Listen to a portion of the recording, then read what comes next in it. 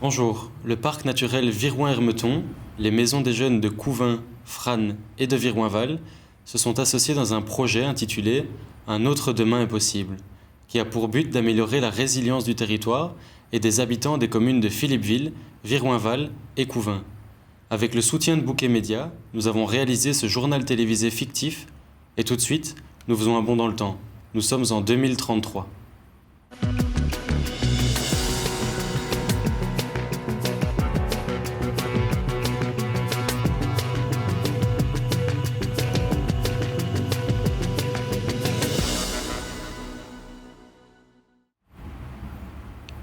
Mesdames, Messieurs, bonjour.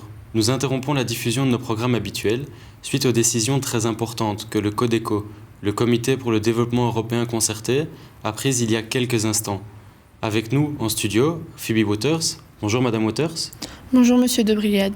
Vous êtes spécialiste en gestion de crise et vous allez nous aider aujourd'hui à analyser les différentes mesures prises par le Codeco.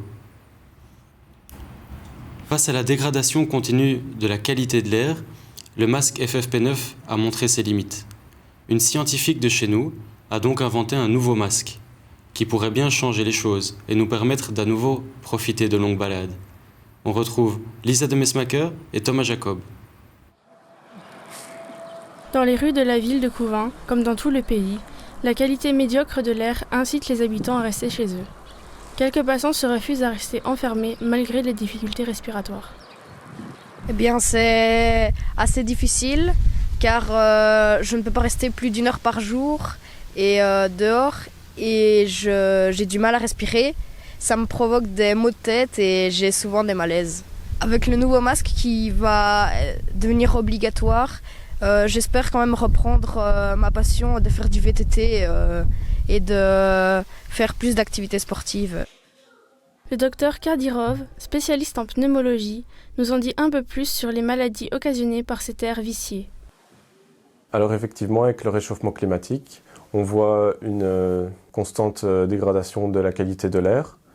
Tous les jours, les patients arrivent aux urgences avec les mêmes symptômes, des douleurs thoraciques, des problèmes respiratoires, des toux sanglantes, et ça fait partie des nouvelles maladies. Les masques que nous utilisons actuellement ne sont plus du tout efficaces face aux substances nocives qu'on retrouve dans l'air. Nous espérons que dans le futur, avec les nouveaux masques, ils pourront mieux nous protéger. Le professeur Durbeck, inventeur du masque Air Max 2000, nous explique son fonctionnement. Pour les composants, j'ai choisi pour l'avant un polymère organique. Pour l'arrière et l'étanchéité qui va s'adapter à toutes les formes de visage, j'ai pris de l'élastomère. Pour le maintien, j'ai choisi des sangles élastiques et réglables. Ici, nous avons le conduit filtrant avec du coton 100% recyclé qui change de couleur quand il est plus valable et qui peut se changer en faisant ceci. L'obligation du port de ce masque va changer beaucoup de vie car il fonctionne extrêmement bien et ça va éviter beaucoup de maladies dues au réchauffement climatique. Le gouvernement l'assure, chaque citoyen disposera d'un masque à aller chercher dès demain dans la pharmacie la plus proche de son domicile. Madame Waters, je me tourne vers vous, car est-ce que l'on peut dire que ce masque est la solution pour revenir à une vie normale ? Il est quand même imposant, voire même un peu effrayant pour certains. Ça ne risque-t-il pas d'augmenter l'anxiété ? Écoutez, face à une situation complexe comme celle que nous vivons, il n'y a pas de solution magique. Et on sait par expérience que lorsque le stress ressenti diminue, la situation qu'il générait est alors un peu influencée de manière positive. C'est ce que mes collègues, dans un clin d'œil bien sympathique, ont nommé l'effet Waters, car je suis la première à l'avoir théorisé et à l'avoir démontré. D'autre part, l'être humain, et je dis bien l'être humain et non l'homme, car nous sommes tout de même 4 milliards de femmes sur la planète, a déjà en 2020, lors de l'épidémie du coronavirus, su démontrer sa capacité à s'adapter et à accepter une série de mesures inédites à l'époque. Merci pour ces précisions, Madame Waters. Autre sujet majeur sur lequel le Codeco s'est penché aujourd'hui, le problème du niveau des nappes phréatiques, qui n'a jamais été aussi bas à cette période de l'année. Il fallait donc prendre une décision pour éviter de se retrouver face à des situations dramatiques durant l'été. Cette décision épargnera cependant les grandes sociétés pour ne pas mettre à mal l'économie européenne. En revanche, les particuliers, eux, verront leur quota d'eau divisé par 2. On retrouve Julie Rousseau et Arnaud Chamois. Au sud-ouest de la province de Namur se trouve le barrage du Ridrom et sa retenue d'eau potable.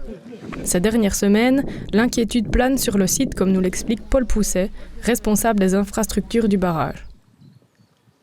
Oui, il n'y a pas plu depuis 2 mois. Donc ici, le barrage du Ridrom est descendu de 2 mètres comparé aux années précédentes. Et donc voilà, ça constitue quand même un gros manque au niveau du barrage ici du Ridrom.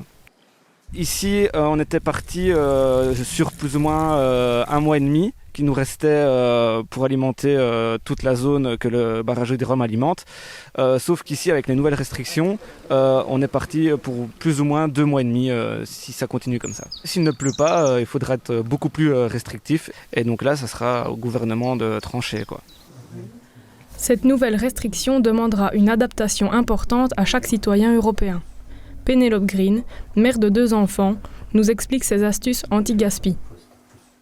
Alors, je viens de revenir chez moi avec ce bidon d'eau qui est au niveau moitié, comme vous pouvez le voir. Parce que de base, c'est une quantité d'eau qu'on a, on va dire, par semaine pour ma famille de 4, donc 2 parents, 2 enfants.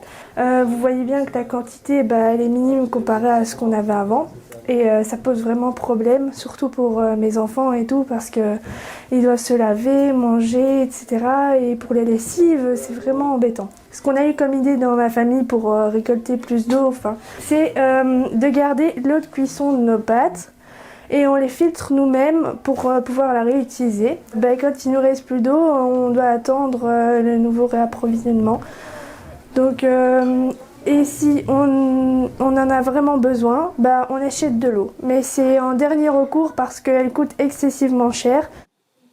Si ce nouveau rationnement promet des jours difficiles pour certains, d'autres le prennent plutôt positivement et font, ici aussi, preuve d'une belle créativité. Nous avons poussé la porte du petit bistrot villageois chez Patou. En soi, moi j'ai pas vraiment eu de réel impact, franchement j'en profite même plutôt bien. Les clients viennent à mon bar parce que la bière est moins chère que l'eau à l'heure actuelle.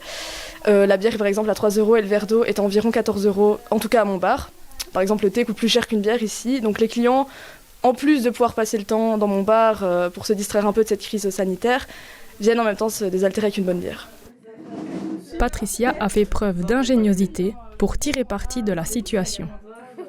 Donc moi, ce que j'ai mis en place pour contrer cette restriction, et pour moi me faire un peu plus de profit encore, c'est d'éviter de faire la vaisselle. Et donc je fournis à mes clients un verre en plastique à la première venue à mon bar. Et ils reviennent chaque fois avec leur verre lavé chez eux pour que je les serve. Et aussi on a mis en place des toilettes sèches pour éviter de tirer de l'eau avec les chasses. Chez Patou ou ailleurs, une situation difficile ne le reste finalement pas longtemps lorsque l'on adopte l'attitude adéquate. 14 € s'il vous plaît. Même prix qu'un verre d'eau, ça. Madame Waters, est-ce que cette nouvelle baisse des quotas d'eau est viable à long terme? Est-ce qu'elle ne risque pas d'avoir un impact négatif sur la santé de nos concitoyens, alors qu'on peut se rappeler qu'il y a par exemple une dizaine d'années, on conseillait aux gens de boire 1,5 litre d'eau par jour pour être en bonne santé? Vous savez, monsieur de Brigade, la santé est quelque chose de variable selon les époques. Par exemple, au Moyen-Âge, l'espérance de vie était de 34 ans. Alors je ne dis pas qu'il faut revenir à ces valeurs, mais au moins, à l'époque, on ne parlait pas de surpopulation ou de surexploitation de nos ressources naturelles. Alors oui, les quotas d'eau seront difficiles à vivre pour certaines personnes et il y aura des conséquences radicales sur les organismes les plus faibles, mais avez-vous déjà fait des omelettes sans casser des œufs ? Reprenons l'exemple de Patou, qui a su tourner la situation à son avantage. Selon vous, Madame Waters, est-il réellement légitime que les grandes sociétés échappent à toute forme de restriction en eau ? Écoutez, ne comptez pas sur moi pour tenir des propos révolutionnaires à votre antenne. Les grandes sociétés font tourner l'économie et maintiennent le système en place. Bien aidés en cela par l'État, il est vrai, leur imposer des quotas d'eau aurait des conséquences désastreuses. Merci pour cette intervention, Madame Waters. La dernière décision adoptée à l'instant par le Codeco concerne, elle, la pratique d'une discipline sportive qui n'est autre que l'apnée aérienne. Cette pratique sera désormais obligatoire et enseignée dans tous les établissements scolaires de Belgique. On retrouve Flora de Bièvre et Mathis Calvi au centre sportif de Viroinval. tous les professeurs de gym de Belgique vont devoir adapter leur programme afin d'y inclure cette nouvelle pratique. Et à l'école de Vironval, M. Belair, professeur d'éducation physique, a déjà instauré cette apnée aérienne depuis plusieurs années. On va pratiquer l'apnée crawlée. On a dû s'adapter avec les cours d'apnée aérienne à cause de la vague de pollution en 2028. Alors, si un mot pouvait résumer la situation qui se passe, c'est inimaginable car si je m'aurais posé la question de quelques années plus tôt, est-ce que j'aurais enseigné l'apnée aérienne à des enfants dans mon programme scolaire? Pas du tout. Allez, c'est bien! À l'école de Vironval, c'est dès la première primaire que les élèves sont initiés à cette discipline. On va faire quoi aujourd'hui? Aujourd'hui, on va faire un exercice d'apnée aérienne. D'accord. C'est quoi, monsieur, l'apnée aérienne? Je vais vous expliquer. Ça prend une belle inspiration, enlevez le masque, retenez votre respiration pendant 5 secondes et le remettre très rapidement. Vous êtes prêts? On prend une belle inspiration quand je dis 3. 1, 2, 3.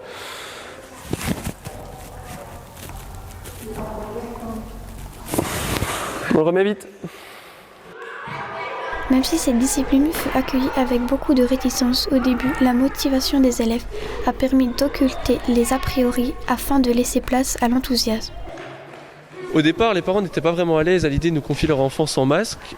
Et après avoir mis beaucoup de choses en place pour que le cours se déroule au mieux, les parents commencent à avoir de moins en moins de crainte. Et maintenant, avec le temps, elle s'est envolée. Depuis l'arrivée des championnats d'apnée aérienne, les enfants veulent des résultats, se donner au mieux d'eux. Du coup, ce qui est très génial pour nous.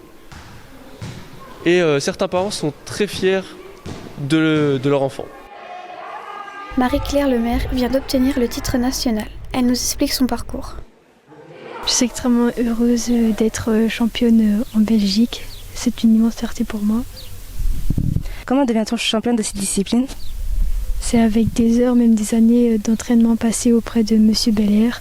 À chaque cours de sport en primaire, il nous faisait des entraînements d'apnée aérienne et c'est ce qui m'a amené jusqu'ici.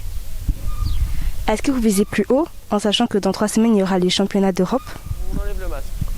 J'espère au moins être sur le podium.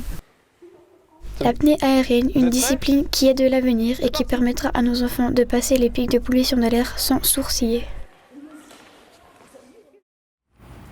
Phoebe, je ne vais tout de même pas vous demander si vous pratiquez l'apnée aérienne. Cependant, que peut-on retenir et que peut-on conclure de ces mesures prises par le Codeco?